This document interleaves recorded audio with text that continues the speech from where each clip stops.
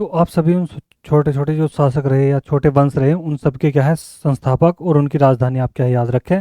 और उस समय में होने वाली जो बुकें हैं उनका आप खासकर ध्यान रखें। ठीक है दोस्तों, आगे चलते हैं, देखते हैं राजपूत राजवंशों की उत्पत्ति। ये आपके पैट के लिए बहुत ज़्यादा जरूरी है। पैट का सिलेबस आप बहुत अच्छे से तैयार करते हुए चलें। ठीक है, तो गुज्जर प्रतिहार वंश के संस्थापक कौन थे? तो वो कौन थे? नागभट्ट गुज्जर। ठीक है, ध्यान रखना, नागभट्ट प्रथम थे। गुज्जर प्रतिहार वंश का क्या माना जाता है, जिनको संस्थापक माना जाता है। नागभट्ट द्वितीय को राष्ट्रकूट सम्राट गोविंद तृतीय ने हराया था।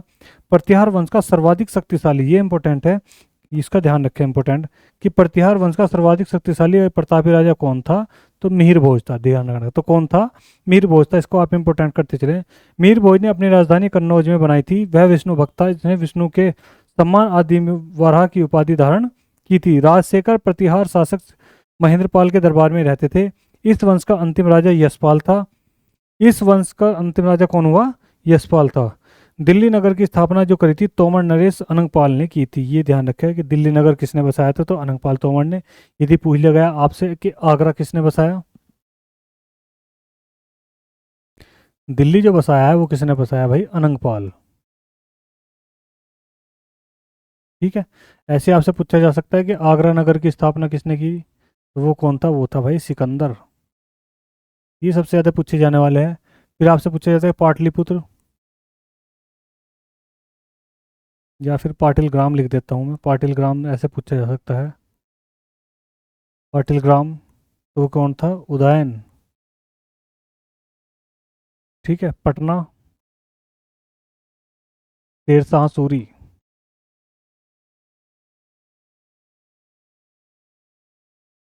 ठीक है, तो ये से जैसे कि फिरोज शाह तुगलक ने बसाए थे, फिरोजाबाद, फतेहाबाद, है ना, जौनपुर, हिसार, ये सब क्या है, इनका आप ध्यान रखें कि किसने किसको क्या है बसाया था। ठीक है, ऐसे ही यहाँ ध्यान रखेंगे कि गुज्जर प्रतिहार वंश का संस्थापक कौन था? तो वो कौन था भाई? अपना नागभट्ट प्रथम।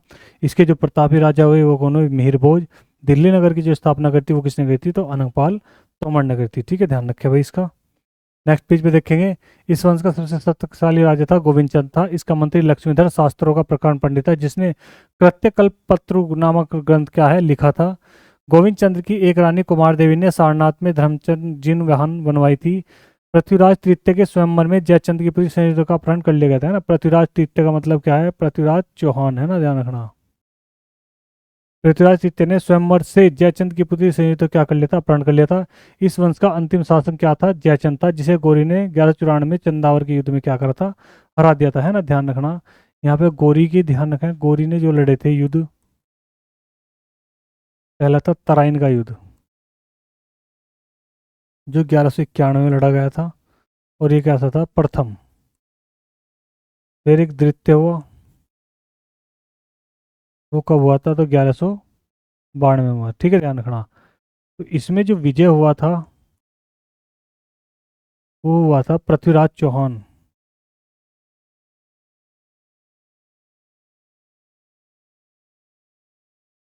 इसमें जो विजय हुआ था वो हुआ था मोहम्मद गौरी। गौर का शासक था। ठीक है, ध्यान रखना, मोहम्मद गौरी हुआ था इसमें। ऐसा बताया है कि उसको 14 बार छोड़ दिया गया, ऐसा कुछ बताया जा रहा है।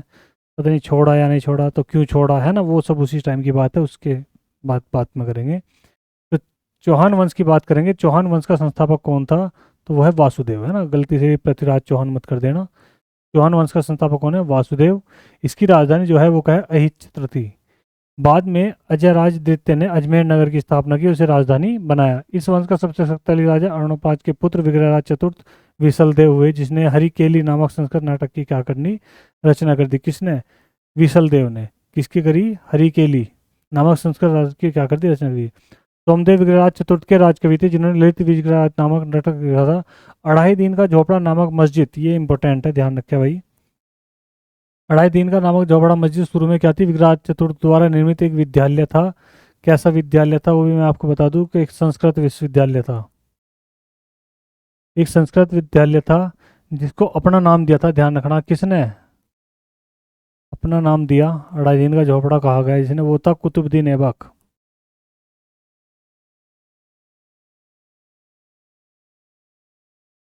अढ़ाई दिन यानी कि 2.5 दिन में ही तैयार कर दिया गया था। और उसका नाम रख देगा झोपड़ा, है ना। ईद का समय बताया कि ईद के समय में क्या है, नमाज पढ़ने के लिए उसने ये सब करा था। और 2.5 दिन में, मात्र 2.5 दिन में उसने क्या कर दिया था, ये तैयार कर दिया। उसके ऊपर जो चोटियाँ थी तो उन्हें तो क्या कर दिया, तोड़ दिए गए थे। और केवल उस पर क्या है, बिम पर उसको क्या है, पूरा छोड़ दिया गया था। उसी का नाम रखा गया था 2.5 दिन का झोपड़ा। ठीक है, ध्यान रखे भाई इसका। पृथ्वीराज तृतीय वंश का अंतिम शासक था। चंद्रबरदाई पृथ्वीराज तृतीय का राजकवि था। इसका तुम्हें पता ही है, इसकी रचना पूछी जाएगी कि इसकी रचना क्या थी, पृथ्वीराज रासो। मोस्ट इंपोर्टेंट है, ध्यान रखें इन चीज़ों का, ऐसी चीज़ों को खासकर ध्यान रखेंगे और इन पे क्या है, अंडरलाइन करते चलेंगे, इंपोर्टेंट लिखते हुए चलेंगे अपने अपनी बुक में। ठीक है, ध्यान से भाई। रणथंभौर के जैन मंदिर शिखर पृथ्वीराज तृतीय ने बनवाया था। तराइन का प्रथम युद्ध 1191 में हुआ, जिसमें पृथ्वीराज चौहान क्या हुआ था, विजय हुआ था, और गौरी क्या हुई थी, हार हुई थी। फिर ऐसी तराइन का द्वितीय युद्ध हुआ 1192 में, जिसमें गौरी की क्या हुई, विजय, और पृथ्वीराज चौहान क्या हुई थी, हार हुई थी, है ना, ध्यान रखना। ऐसा बताया जा रहा है कि उसमें क्या है, गौर अपने अपने साथ क्या है, मोहम्मद गौरी गौर ले गया था किसको, पृथ्वीराज चौहान को। और वहां पे वर्ण भेदी बाण से उसको क्या कर दिया था, उसने गौरी को मार दिया था, है ना। उसके लिए एक श्लोक भी आता है, उसको ध्यान से पढ़ना। तो परमार वंश के संस्थापक कौन थे, उपेंद्र राज। राजधानी धारा नगरी थी। ठीक है, ध्यान रखें इसको। बाकी इसमें कोई ऐसा खास नहीं है, बस इसको तुम इसको ही ध्यान रखें कि परमार वंश के संस्थापक कौन थे। ठीक है, ये सबसे ज़्यादा इंपॉर्टेंट है इसके लिए। बाकी इसमें कोई ऐसा खास नहीं है, आप आगे चलेंगे। ठीक है,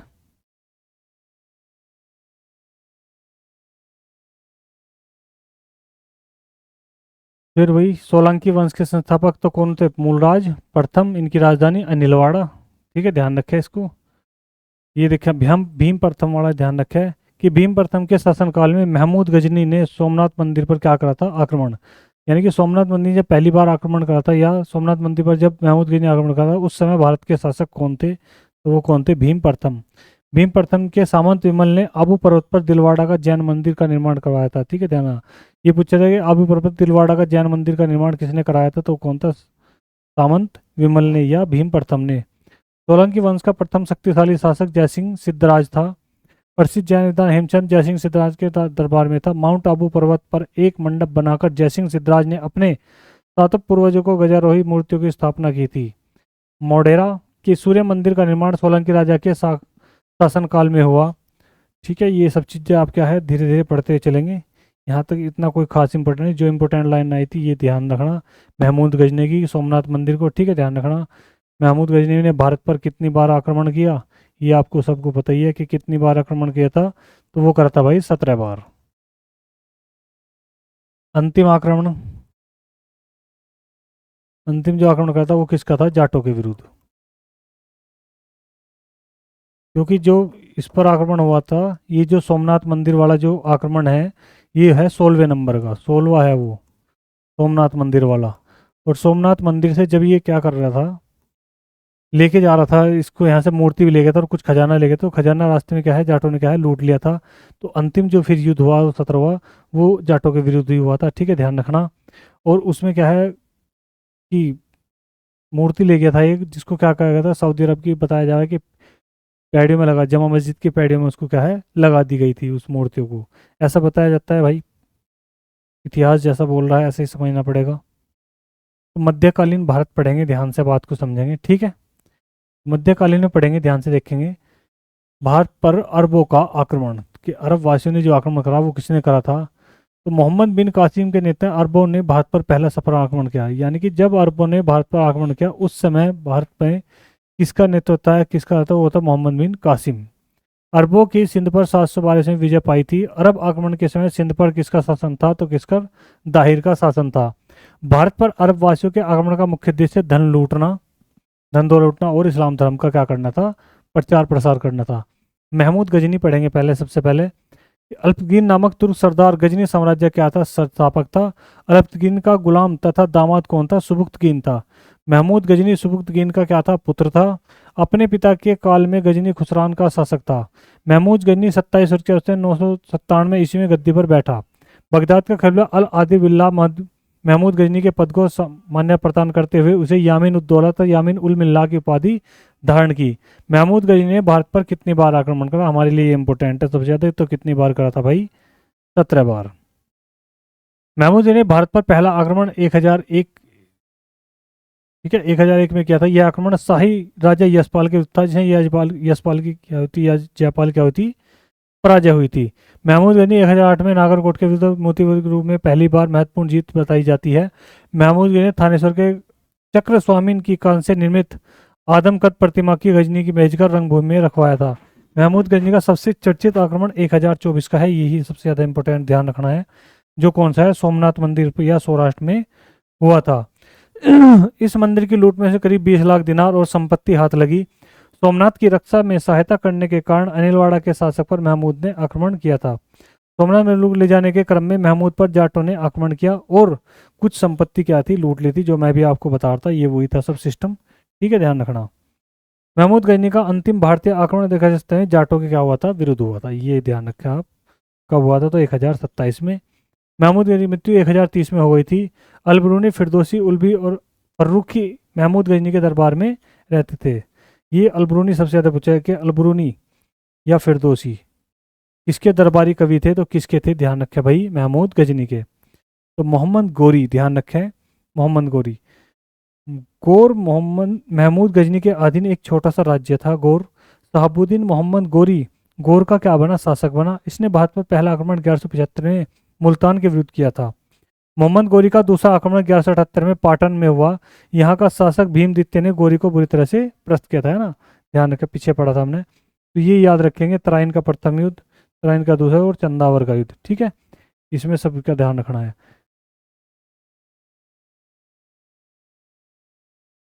ठीक है भाई, देखेंगे भाई गुलाम वंश सबसे ज़्यादा पहला इंपॉर्टेंट यही है। सल्तनत काल पढ़ेंगे, बहुत ज़्यादा इंपॉर्टेंट है सल्तनत काल भी। ठीक है, सल्तनत काल को याद करने के लिए मैंने ट्रिक बताई थी आपको, गुड़ खा तसले में। तो गुड़ से बनेगा, ध्यान रखना भाई, गुलाम वंश। खा से बनेगा भाई खिलजी वंश। तैसे बनेगा, ध्यान रखना भाई, सैयद वंश। तैसे बनेगा भाई तुगलक वंश। ले से बनेगा भाई, ध्यान रखना,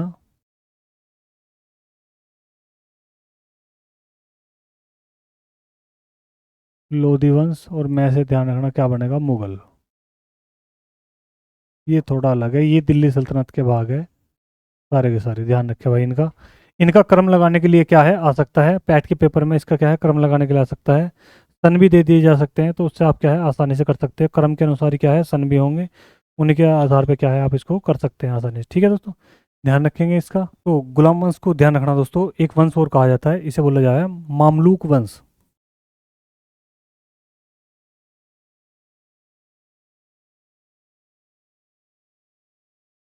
मामलूक वंश, ध्यान रखें इसका दूसरा नाम। गुलाम वंश का दूसरा नाम क्या है, मामलूक वंश है, इसका ध्यान रखेंगे आप थोड़ा सा। ठीक है, तो गुलाम वंश की स्थापना जो करी थी वो किसने करी थी, कुतुबुद्दीन ऐबक ने की थी। और मोहम्मद गोरी का क्या था, ये गुलाम था। ठीक है, कुतुबुद्दीन ऐबक ने अपना राज्याभिषेक 24 जून 1206 को शुरू किया था। कुतुबुद्दीन ने अपनी राजधानी लाहौर बनाई थी। कुतुब मीनार की नींव कुतुबुद्दीन ऐबक ने डाली थी। ठीक है, किसकी याद में डाली थी, तो अपने गुरु की याद में डाली थी। गुरु का नाम था कुतुबुद्दीन बख्तियार काकी। कुतुबुद्दीन बख्तियार काकी की याद में क्या करा था, ये क्या है, नींव डाली थी। ठीक है, ध्यान रखे भाई। दूसरा है, कभी भी ध्यान रखना गद्दी पर नहीं बैठा, कभी भी गद्दी पर नहीं बैठा, बस मोहम्मद गोरी की तस्वीर को लिए रखता था। ठीक है, ध्यान रखना। मोहम्मद गोरी की यदि मैं बात करूं, तो मोहम्मद गोरी ने जो है सिक्के चलाए थे। मोहम्मद गोरी ने क्या चलाए थे भाई, सिक्के। और मोहम्मद गोरी के सिक्कों पर लक्ष्मी की मूर्ति मिलती थी।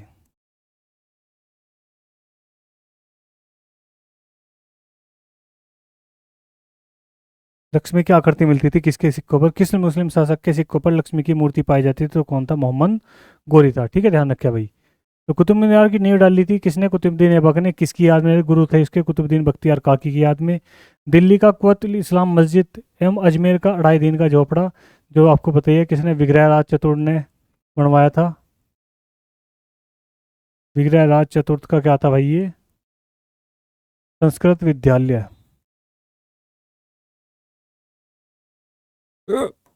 अभी आपने पढ़ा ही था ये। संस्कृत क्या था? विद्यालय था। कुतुब ऐबक को लाख बख्श भी कहा जाता था। यदि मैं इसके उपनाम की बात करूंगा, देखो ध्यान से समझेंगे, इसके उपनाम बहुत सारे हैं। ठीक है, जैसे कि लाख बख्श,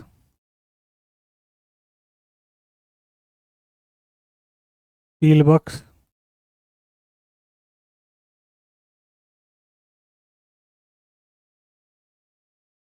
कुरान खां। ठीक है, ध्यान रखना, ये सब इसके क्या है? उपनाम है। लाखों का दान करना, हाथियों का दान करने वाला, कुरान को पढ़ने वाला, ये सब इसके क्या है? नाम है भाई। इनका भी आप ध्यान रखेंगे। तो कुतुब ऐबक को लाख बख्श के यानी कि लाखों का दान देने वाला का भी कहा जाता है। प्राचीन नालंदा विश्वविद्यालय को ध्वस्त करने वाला ऐबक का सहायक सेनापति कौन था? तो बख्तियार खिलजी था। ठीक है, ध्यान रखना, जिसने क्या करता? नालंदा विश्वविद्यालय को ध्वस्त कर दिया था। ऐबक की मृत्यु 1210 ईस्वी में चौगान खेलते समय घोड़े से गिरकर हुई। इसे लाहौर में क्या करा गया था? दफनाया गया था। ऐबक का उत्तराधिकारी आराम शाह हुआ, जिसे सिर्फ 8 महीने तक क्या किया था? शासन किया। आराम शाह की हत्या करके इल्तुतमिश दिल्ली की गद्दी पर बैठा। इल्तुतमिश तुर्किस्तान का इलबरी तुर्क था, जो ऐबक का गुलाम था और दामाद था। ठीक है, ध्यान रखना, ऐबक का दामाद भी था और गुलाम भी था। ऐबक की मृत्यु के समय वह बदायूं का गवर्नर था। इल्तुतमिश लाहौर से राजधानी को स्थानांतरित करके दिल्ली लाया। ठीक है, ध्यान रखना, दिल्ली ले आया था कौन? लाहौर से दिल्ली कौन? इल्तुतमिश। ठीक है, ध्यान रखना। इल्तुतमिश पहला शासक था जिसने 1229 में बगदाद के खलीफा से सुल्तान पद की वैधानिक स्वीकृति प्राप्त की। इल्तुतमिश की मृत्यु अप्रैल 1236 में हो गई थी। इल्तुतमिश के लिए ध्यान रखना, इल्तुतमिश जो था वो कैसा था? तो वो ध्यान रखा भाई, वास्तविक संस्थापक था। कैसा था? वास्तविक संस्थापक।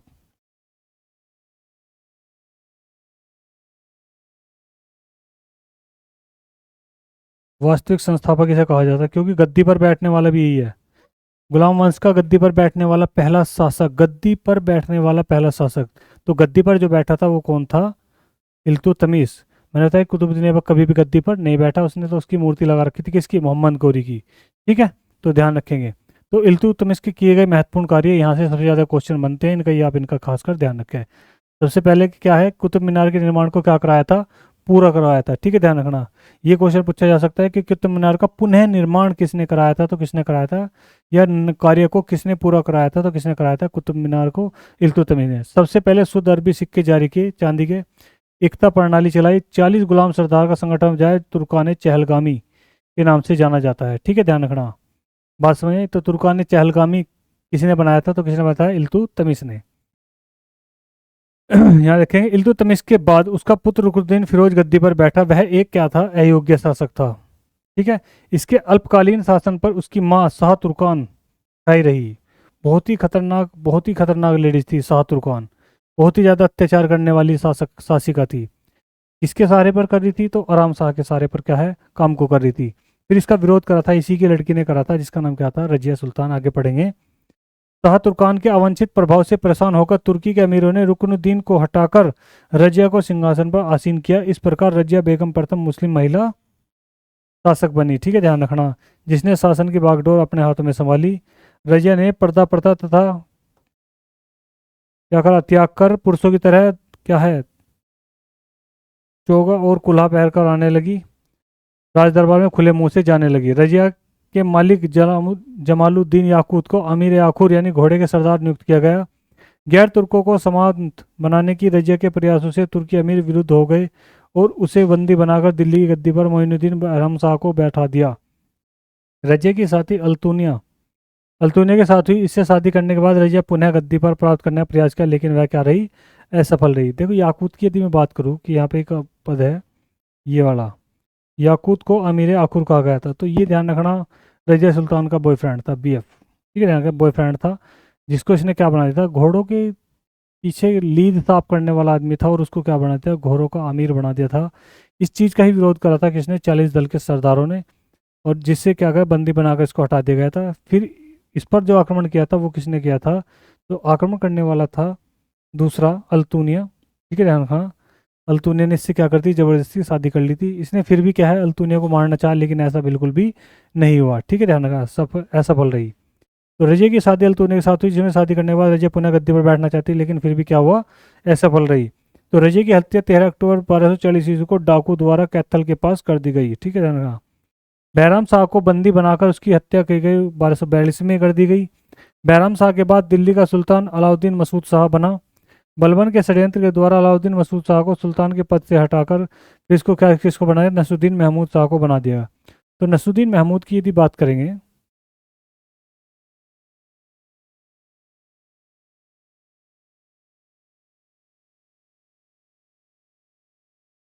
नसरुद्दीन महमूद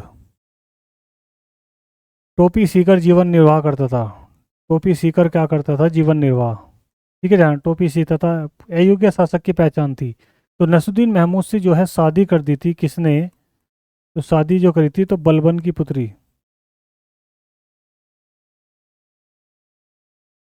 बलबन की पुत्री ने की क्या है, बलबन की पुत्री ने क्या है, किससे शादी कर दी, नसरुद्दीन महमूद से। या बलबन ने अपनी पुत्री की शादी किससे करी थी, तो किससे की, नसरुद्दीन महमूद से। और सत्ता को क्या है, अपने आप ले लिया था अपने हाथ में। तो बलबन का वास्तविक नाम था बहाउद्दीन, ध्यान रखेंगे। यह इल्तुतमिश का क्या था, गुलाम था। तुर्कान चहलगामी विनाश बलबन ने किया था। तो तुर्कान चहलगामी जो बनाया था वो किसने बनाया था, तो बनाया था इल्तुतमिश ने। लेकिन उसको जो समाप्त किया था वो किसने करा था, तो समाप्त करने वाला था कौन था, मोहम्मद गोरी था। ये आप ध्यान रखेंगे भाई बहुत अच्छे से, दोनों क्वेश्चन इंपॉर्टेंट है। तो बलबन 1266 ईस्वी में गयासुद्दीन बलबन के नाम से दिल्ली गद्दी पर बैठा।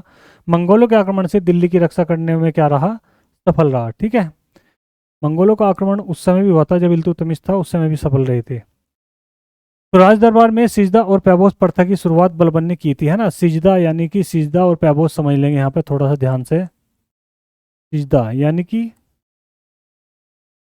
सिर झुकाकर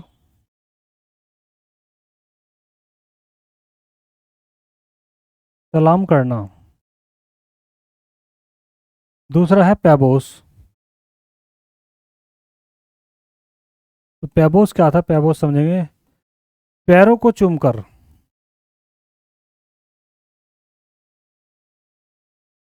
पैरों को चूमकर क्या करना, सलाम करना। तो ये दो प्रथाएं चलाई थी किसने, बलबन ने, सिजदा और पैबोस प्रथा। ठीक है, ध्यान रखेंगे इसका भाई, खासकर दोनों इंपॉर्टेंट है। बलबन ने फारसी रीति रिवाज पर आधारित नवरोज उत्सव को प्रारंभ किया था। नवरोज उत्सव यानी क्या है, न्यू ईयर, है ना। जैसे न्यू ईयर उस टाइम का नवरोज त्योहार था, न्यू ईयर। ठीक है। तो अपने विरोधियों के प्रति बलबन ने कठोर लोह एवं रक्त नीति अपनाई थी। लोह एवं रक्त नीति का मतलब ये था कि खून के बदले खून। यदि किसी ने किसी का हाथ काट दिया तो उसका भी क्या काटा जाएगा, हाथ, है ना। किसी ने किसी की आंख अगर फोड़ दी गई तो उसकी भी बदले में क्या होगा, आंख फोड़ दी। तो लोह एवं रक्त नीति हुई थी कि उसका बदला उसी से। ठीक है। दूसरी चीज समझेंगे, ये इंपॉर्टेंट है, सब इनका ध्यान रखेंगे कि नवरोज त्योहार सबसे पहले किसने चलाया था, तो किसने चलाया, बलबन ने चलाया। नसरुद्दीन महमूद ने बलबन को उलुग खां की उपाधि प्रदान की थी। बलबन के दरबार में फारसी कवि अमीर खुसरो और अमीर हसन रहते थे। गुलाम वंश का अंतिम शासक कौन था, तो वो था शमसुद्दीन कैमूर्स। ठीक है, ध्यान, शमसुद्दीन कैमूर्स का ध्यान रखेंगे।